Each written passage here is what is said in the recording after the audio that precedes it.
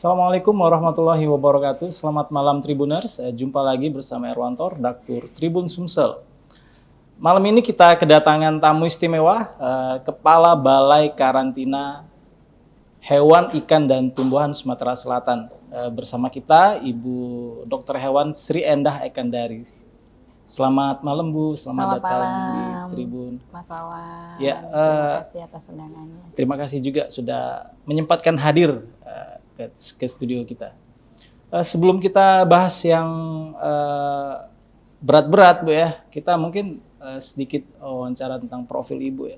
Sudah berapa lama sih Ibu di Palembang ini? Saya itu dilantik nih Mas Wawan ya, di tanggal 22 April tahun ini. Jadi kira-kira masih terhitung 2 bulan kali ya.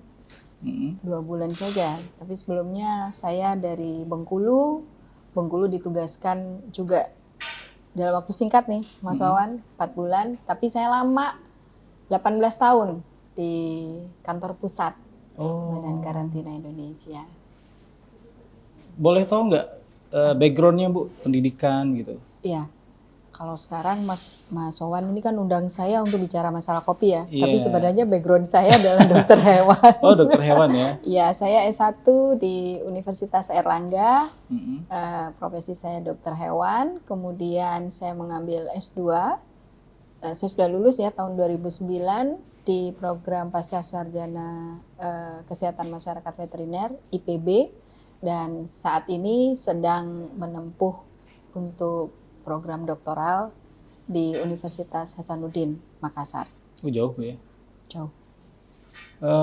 Boleh tahu nggak konsentrasi keilmuan yang terakhir ini Bu? Mungkin bahas tentang apa itu? Iya, kalau yang terakhir ini saya tidak fokus ke kedokteran hewan ya, tetapi ke studi pembangunan. Ya, untuk studi pembangunan di S3-nya. Jadi kalau saya lihat ilmunya loncat-loncat Bu. Iya, iya. Supaya menarik aja gitu ya. Kita dari spesialisasi lalu menuju ke general ya. Bisa cerita nggak nanti fokus penelitiannya apa nanti Bu? Kalau dari dokter hewan gitu kan, terus ke development gitu. Tetap sebenarnya kita ke produk sarang burung walet. Oh gitu ya. Iya, tapi kita lebih ke konteks bagaimana sih ini masih rencananya nanti ke depan bagaimana komoditas sarang burung walet itu bisa menjadi suatu produk unggulan di suatu daerah. Kemudian bagaimana sih dalam suatu daerah tertentu itu supaya keberlanjutan sarang burung walet itu sampai ke anak cucu nanti itu maksimal bisa dibangun rumah walet. Berapa gedung? Lah, something like that gitu ya. Kira-kira seperti itu. Saya lagi menyelami gitu ya, 15 tahun bekerja di 18 tahun di ya, pusat. di pusat ya. Di pusat 18 tahun. Kalau di situ Bu, di Jakarta sih, apa sih yang diurus Bu, kalau boleh tahu? Ya, kami kan di Badan Karantina Indonesia ya, Mas Wawan ya. Jadi tugas kami tentu saja sebagaimana peraturan perundangan perkarantinaan. Kami punya Undang-Undang Nomor 21 Tahun 2019 dan PP 29 Tahun 2023 tentang karantina hewan, ikan, dan tumbuhan.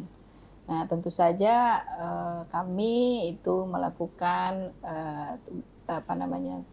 peran karantina, melakukan pencegahan masuk keluar dan tersebarnya hama penyakit, kita sebutnya nih Mas ya, hama penyakit hewan karantina gitu ya, hama penyakit ikan karantina, dan organisme pengganggu tumbuhan karantina. Jadi baik yang dilalu lintaskan di domestik, di dalam negeri maupun ekspor maupun impor. Nah, kalau kemarin saya di pusat itu tentu saja berkecimpungnya dalam penyusunan regulasi seperti itu ya.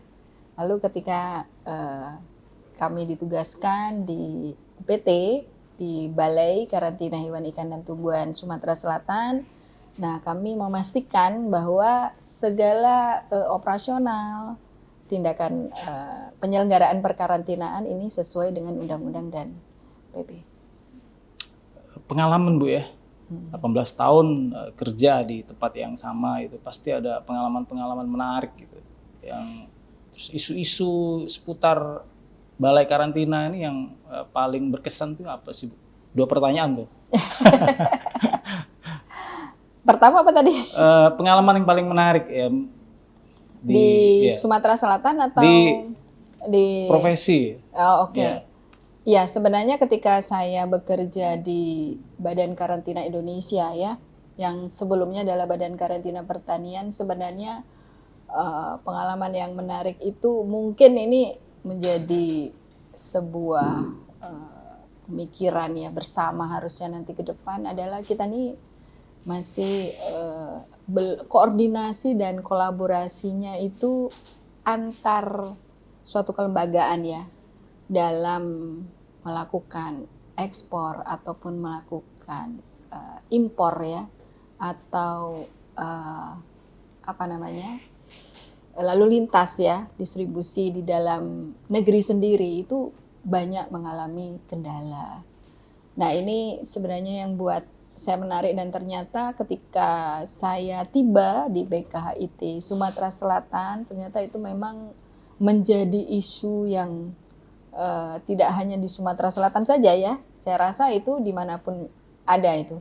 Kemarin di Bengkulu juga begitu, di Sumatera Selatan juga begitu. Jadi ini harusnya kita ketika kita bicara ekspor nantinya ya, ketika kita bicara ekspor harusnya kita bareng-bareng ya.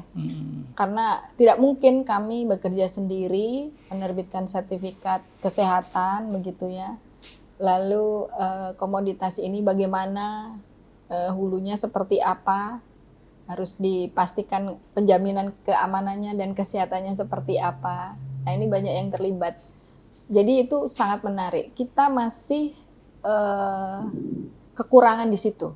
Kekurangan apa Bu? Kekurangan koordinasi yang optimal ya. Menurut saya masih belum optimal saja. Koordinasi dan kolaborasi antar kelembagaan yang terkait. Tetapi itu memang tidak bisa dipungkiri juga nih Mas Wawan karena regulasi-regulasi kita kan masih sendiri-sendiri ya. Maksudnya belum ada satu regulasi yang bisa menyatukan semua gitu ya atau belum ada linknya gitu ya. Harus seperti itu. Nah ini nih yang mungkin perlu kedepannya kita sama-sama harus menyamakan persepsi gitu ya dengan lembaga yang terkait juga gitu. Bu, pasti kan beda kerja di pemerintah pusat di Jakarta sama di daerah ini kan setahun terakhir di Bengkulu terus di Palembang ya. Ada perbedaan nggak sih dari suasana kerja mungkin orang-orang atau kalau di sana mungkin gercep atau di sini apa gimana itu? Ya sebenarnya sama saja ya, aja. Mas Wawan dimanapun juga sama saja. Kalau saya sebagai pribadi ditugaskan di mana saja tidak menjadi masalah sebenarnya ya, Mas Wawan ya. Ya itu relatif sama. Tapi mungkin ya itu tadi, Mas, kalau kita bicara terkait dengan lalu lintas begitu ya. Lalu lintas mau ekspor ataupun mau komoditi yang dilalu lintaskan di dalam negeri itu harusnya memang kita sama-sama gitu. Di antara institusi yang terlibat. Secara personal Bu, 18 tahun berkarir tuh apa sih goal Ibu tuh? Ini masih masalah personal ya, masalah profil gitu ya. Iya, cita-cita lah kalau anak-anak bilang gitu. Cita-cita saya menjadi dokter. Bukan. Sudah jadi. Sudah jadi. Iya. Jadi sebenarnya kalau saat ini saya sebagai kepala balai ya, saya ditempatkan di sini untuk mendukung kinerja Badan Karantina Indonesia. Tentu saja yang saya harapkan adalah ke depan tuh kita terwujud gitu loh. Satu kesamaan begitu ya. sebenarnya kita ke depan mau ngapain, dan itu bukan hanya Badan Karantina Indonesia tetapi juga kementerian-kementerian yang lain ya, lembaga yang lain gitu, sehingga kita arahnya itu tuh sama gitu, melangkahnya sama gitu, sehingga memudahkan kita sebenarnya. Ketika kita menerbitkan teman-teman itu ya, ini dari sisi ini ya, karena kerjaannya di sini menerbitkan sertifikat kesehatan begitu, maka itu ketika nanti kita ada katakanlah di negara tujuan ekspor ternyata komoditas kita ditolak, katakanlah seperti itu ya, kita bisa sama-sama gitu memperbaiki dan kita bisa saling mendukung ya, tidak ada satu sama lain mengatakan bahwa oh ini yang menghambat ataupun ini yang tidak menghambat, seperti itu ya kadang-kadang. Nah inilah tantangan kita nih, untuk membuat sama persepsi lalu meyakinkan masyarakat bahwa pemerintah ini hanya satu gitu ya. Karena jangan sampai nih Mas, ketika kita sudah bekerja seperti ini lalu negara lain pun melihatnya itu pemerintah Indonesia itu banyak, kan begitu ya. Misalnya hanya untuk ekspor kopi saja misalnya, contoh ekspor kopi dari Indonesia. Lalu pemerintah negara tujuan ekspor tuh melihatnya, oh di situ ada karantina.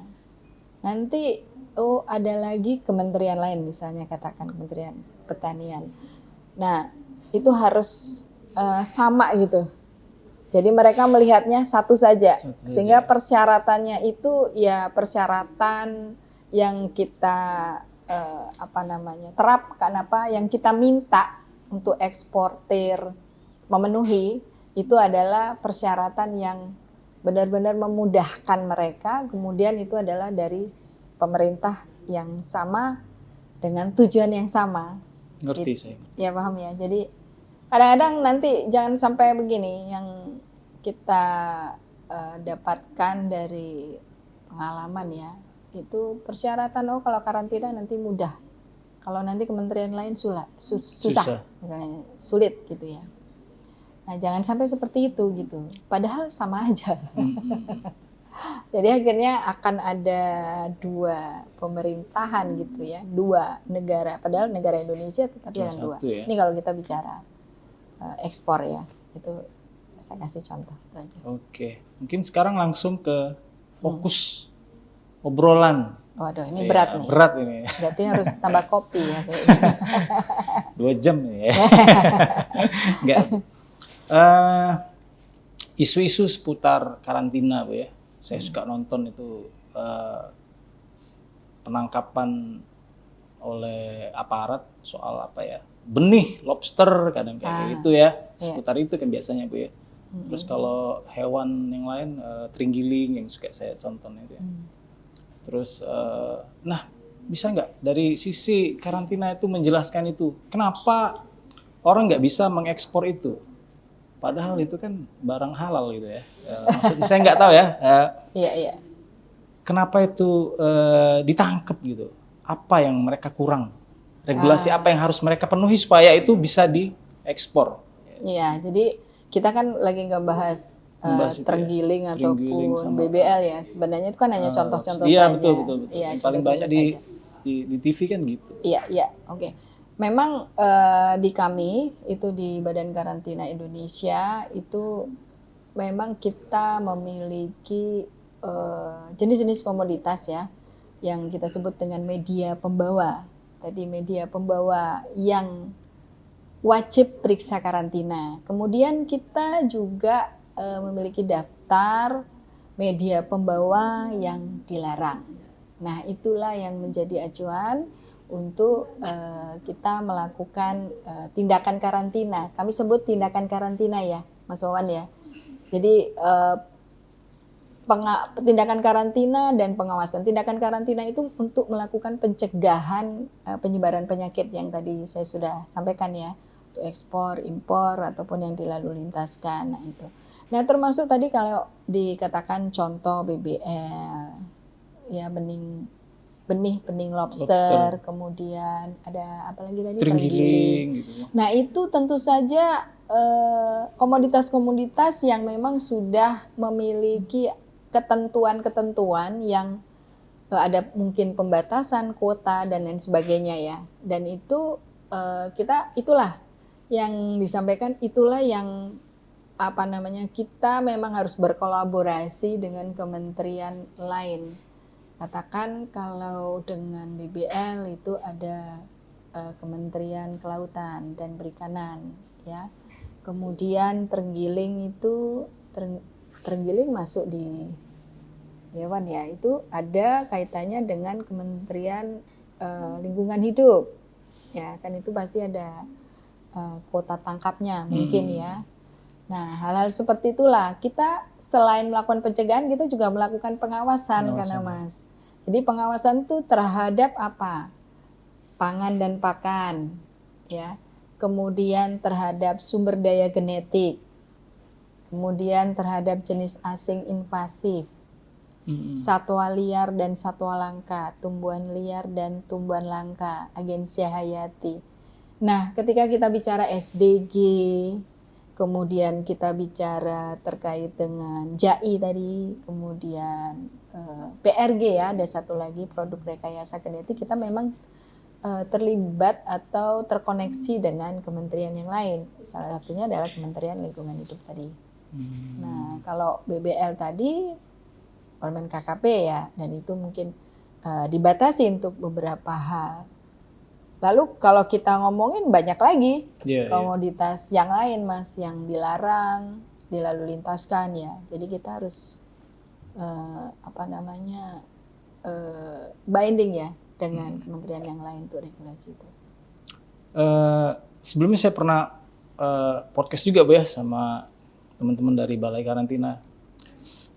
Hal-hal yang kenapa orang nggak bisa bawa, bukan nggak bisa ya, ada regulasi yang harus dipenuhi ketika bawa tumbuhan misalnya bonsai misalnya kan, anggrek itu.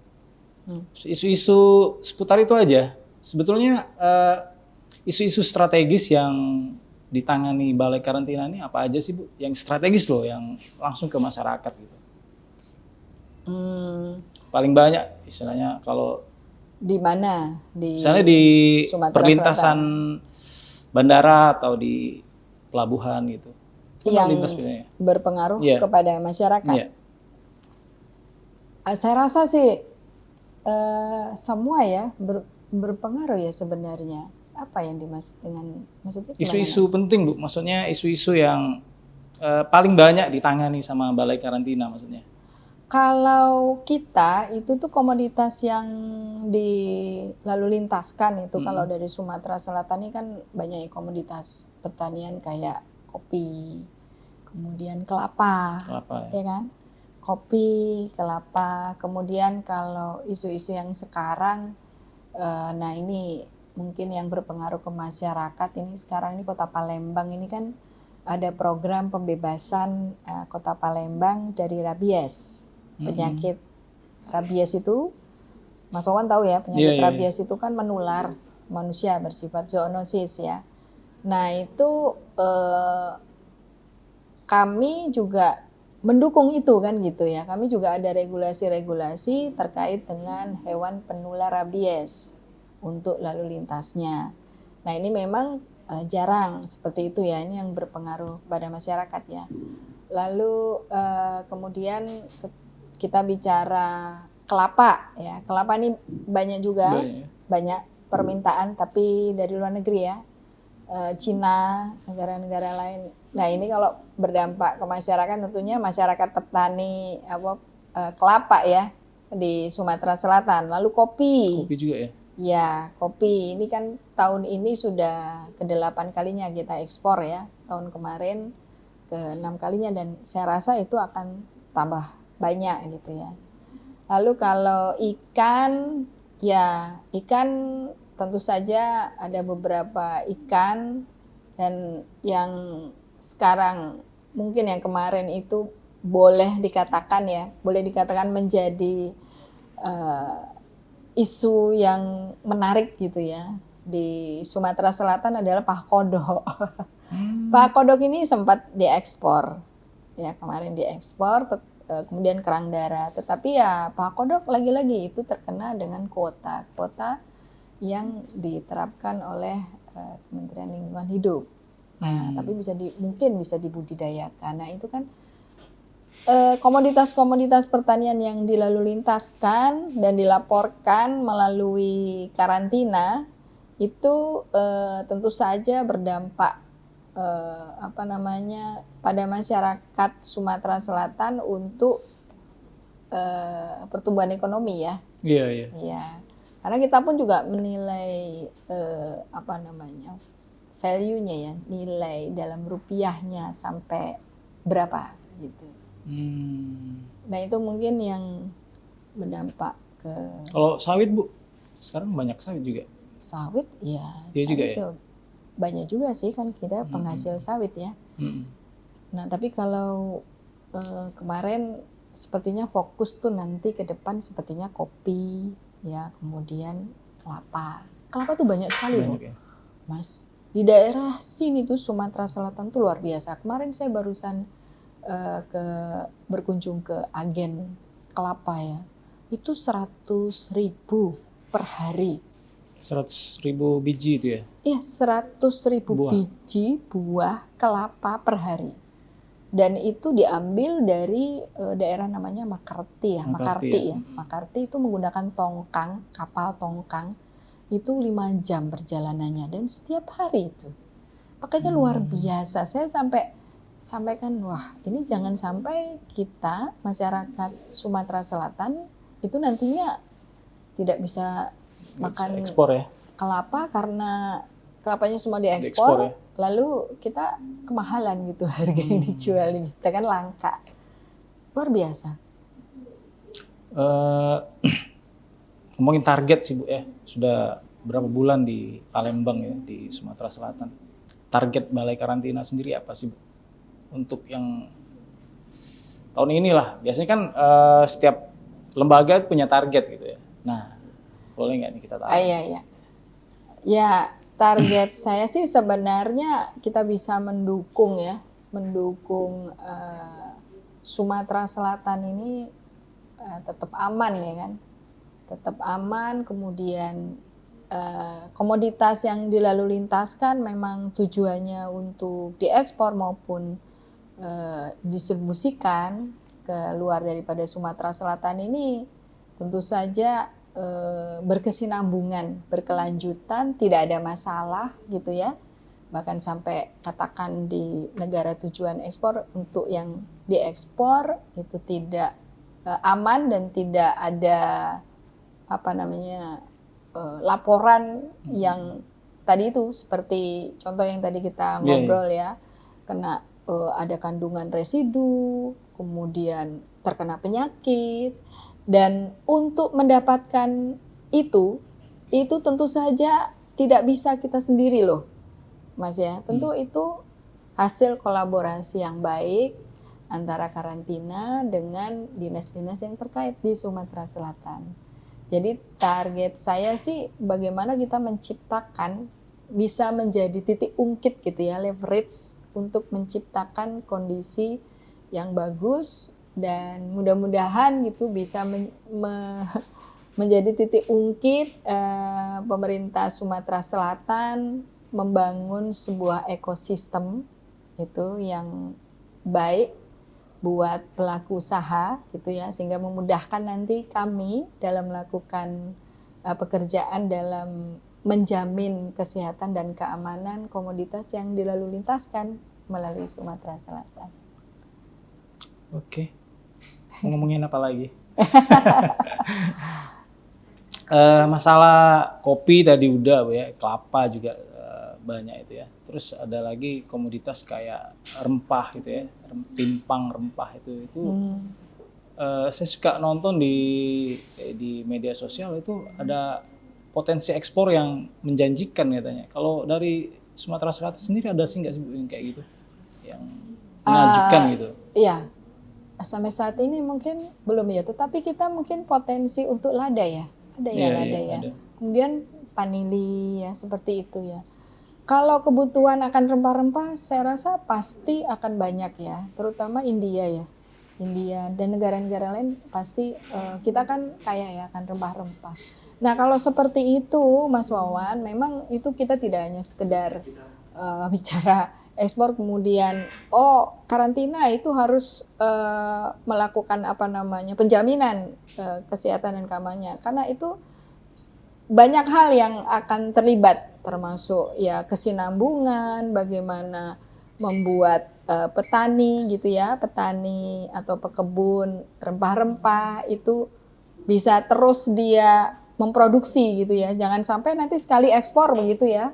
Sekali ekspor kemudian yang berikutnya tidak ada lagi kan gitu. Nah, itu kan harus banyak hal yang dipikirkan. Kemudian ketika kita ngomong ekspor itu negara tujuan ekspor juga mempersyaratkan berbeda-beda. Mungkin kalau kita ekspor ke Jepang itu akan berbeda nanti yang dipersyaratkan oleh pemerintah Jepang.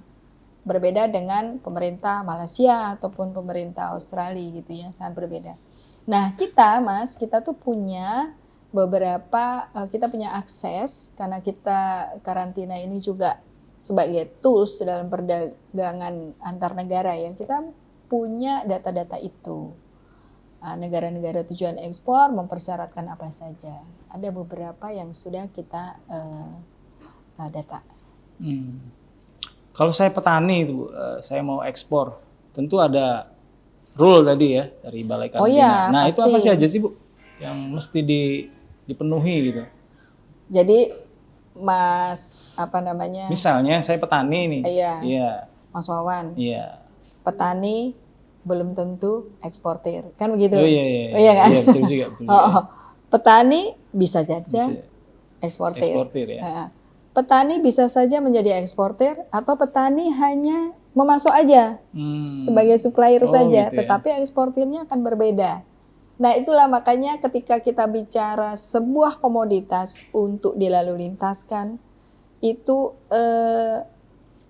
aktor-aktornya ya, itu yang terkait, yang terlibat itu penggiatnya apa saja.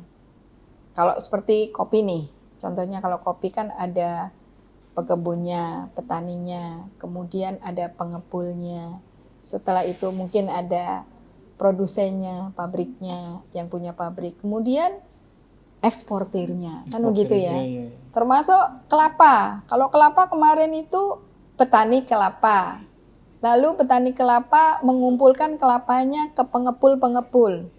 Nanti pengepul mengumpulkan kelapanya ke agen. Ya. Nah, agen lalu ketemu sama eksportir, kan gitu. Jadi itu yang harus dipelajarin dulu, Mas. Oh iya. Mas Wawan itu akan berada di mana? Apakah sebagai petani, gitu kan? Apakah sebagai eksportirnya, ataukah sebagai agennya?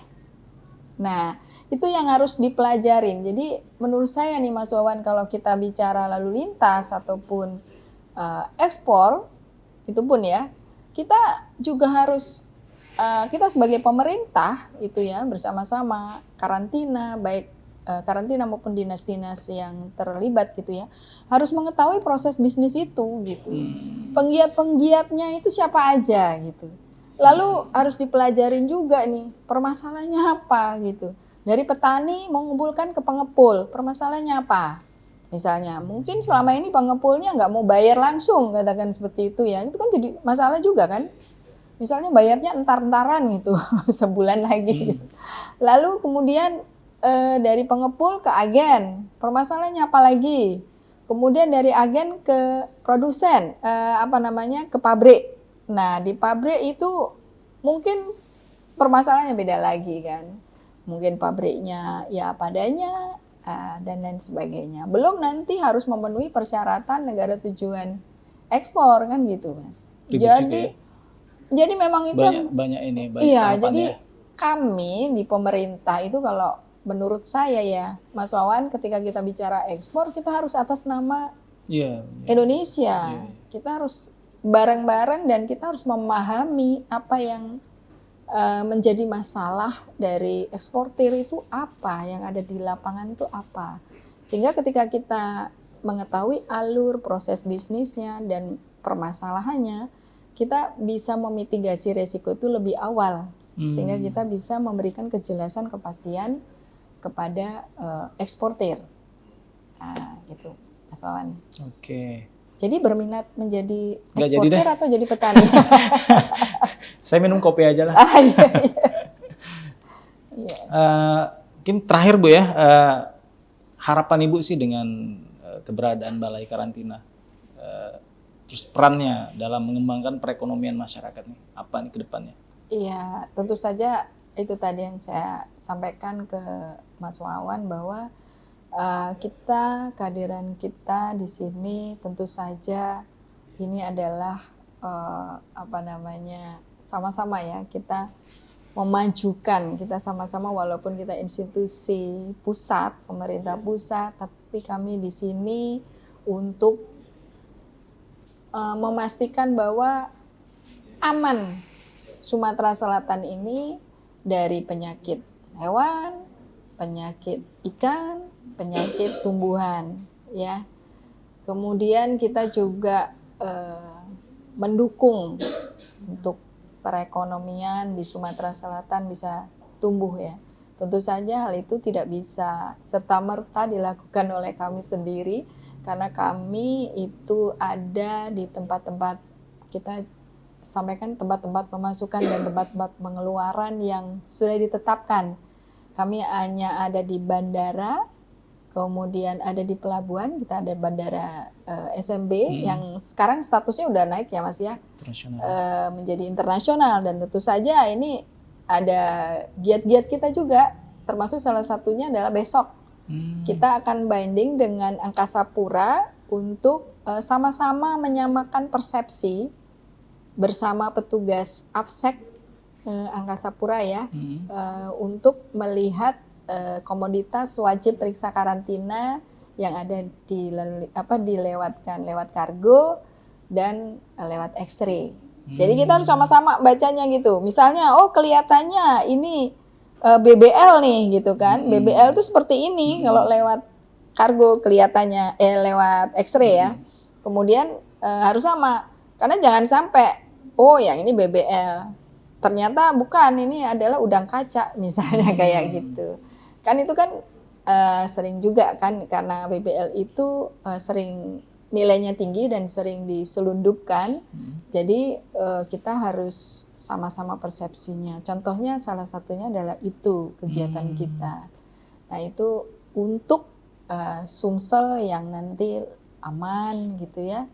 Kemudian tidak ada wabah penyakit di Sumsel gitu. Termasuk kita juga mendukung program-program Bapak Gubernur ya, termasuk Bapak Wali Kota dalam membebaskan rabies. Oke, sudah panjang lebar Bu. Terima kasih banyak atas kehadiran Ibu di studio Tribun Sumsel. Sama-sama Mas Wawan. Ke depan bisa kita undang lagi dengan isu yang lain ya. Siap. Iya. Ya. Ya, demikian Tribuners bincang-bincang kita dengan Ibu Dr. Hewan Sri Endah. Mudah-mudahan bisa jumpa lagi dengan topik-topik yang lebih menarik. Wassalamualaikum.